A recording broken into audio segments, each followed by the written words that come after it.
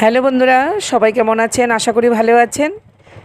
আজকে নিয়ে চলে আসলাম নতুন একটা রেসিপি। ভিডিওটা শুরু থেকে শেষ পর্যন্ত দেখতে থাকুন, আশা করি ভালো লাগবে। এখানে আমি খয়রা মাছ নিয়ে নিয়েছি। এটাকে তো আমরা খয়রা মাছ বলে থাকি, চাপিলা খয়রা যেটাকে বলে। ওই মাছের মধ্যে আমি নুন হলুদ মেখে পাশে রেখে দেব। এই মাছটা আমি আজকে ভেজে রান্না করব না, ভিডিওটা দেখুন, আশা করি ভালো লাগবে। একটা মিক্সি জারে আমি মশলা করে নিচ্ছি। দিয়ে দিলাম টমেটো, রসুন, পেঁয়াজ, কাঁচা লঙ্কা, আর দিয়ে দেব কয়েকটা শুকনো লঙ্কা। লঙ্কার ঝালটা আপনাদের পছন্দ মতো আপনারা ব্যবহার করবেন, কম বেশি করে বন্ধুরা। দেখুন আমার মশলাটা সুন্দর পেস্ট হয়ে গেছে। কড়াইটা গরম হয়ে গেছে, তার মধ্যে আমি দিয়ে দিচ্ছি তেল। এটা অবশ্যই সর্ষের তেলে রান্না করতে হবে। তেলটা গরম হয়ে গেছে, দিয়ে দিচ্ছি কুচানো পেঁয়াজ। পেঁয়াজটা বেশ ভালো নেড়ে চেড়ে এরকম লাল যখন হয়ে আসবে পেঁয়াজটা, তখন আমি দিয়ে দেব কেটে রাখা সবজি। এখানে আমি আমার পছন্দ মতো সবজি দিয়েছি। আলু, ডাঁটা, টমেটো, চিচিঙ্গা, বেগুন। আপনারা আপনাদের পছন্দ মতো সবজি ব্যবহার করবেন। তার মধ্যে দিয়ে দিলাম পরিমাণ মতো লবণ আর হলুদ। দিয়ে এবার লবণ আর হলুদটা বেশ ভালোভাবে মিশিয়ে নেব। খুব সুন্দরভাবে মিশিয়ে নিয়েছি। এবার আমি সামান্য একটু গরম জল দিয়ে দেব, খুবই অল্প গরম জল দিয়ে ঢেকে দেব, তাহলে সবজিটা আমার সেদ্ধ হয়ে যাবে। দেখুন খুব সুন্দরভাবে সবজিটা সেদ্ধ হয়ে গেছে।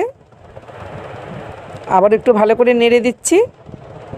আপনারা দেখতেই পাচ্ছেন সবজি থেকে তেলটা কি সুন্দর আলাদা হয়ে গেছে। এবার আমি মশলা দিয়ে সবজিটাকে আবারও কষিয়ে নেব। একটু জলও দিয়ে দিলাম মিক্সি বাটিটা ধুয়ে। এবার মশলাটাকে আমি সবজির সাথে খুব ভালোভাবে কষিয়ে নেব, যাতে এই জলটা পুরো শুকিয়ে যাবে।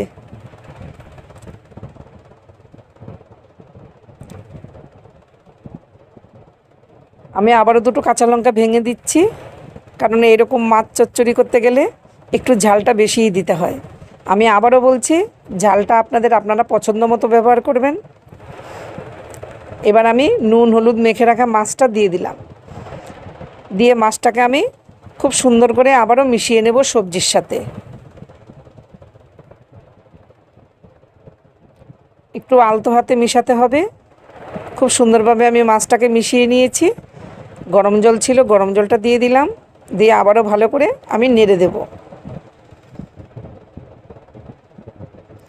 নেড়ে আমি একটু ঢেকে দিয়েছিলাম, সেটা আপনাদেরকে দেখাতে পারিনি, তার জন্য আমি সরি বন্ধুরা। এবার আমি দিয়ে দিচ্ছি একটু ধনেপাতা। ধনেপাতা দিয়ে আমি আবারও একটু ঢেকে দেব।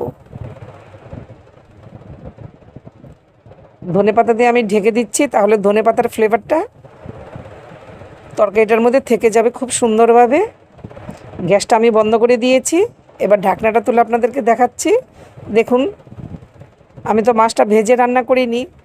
দেখুন মাছগুলো সবকটাই গোটাই আছে, একটা মাছও আমার ভেঙে যায়নি। ব্যাস আমার সবজি দিয়ে খয়রা মাছের ঝালটা রেডি। এটা আমার সবজি দিয়ে খয়রা মাছের ঝাল করেছি। এই রেসিপিটা আপনাদের কেমন লাগলো বন্ধুরা, কমেন্ট করে জানাবেন। যদি ভালো লেগে থাকে প্লিজ লাইক কমেন্ট শেয়ার করে আমার পাশে থাকবেন। আমি এরকম নতুন নতুন রেসিপি নিয়ে আপনাদের কাছে আবার চলে আসব। আপনারা আমাকে কমেন্ট করে জানাবেন আমার এই খয়রা মাছের ঝালটা আপনাদের কেমন লাগলো। আপনাদের কমেন্টগুলো পড়তে আমার খুবই ভালো লাগে। আমি চেষ্টা করি আপনাদের কমেন্টের রিপ্লাই দিতে। আজ আসি, টাটা।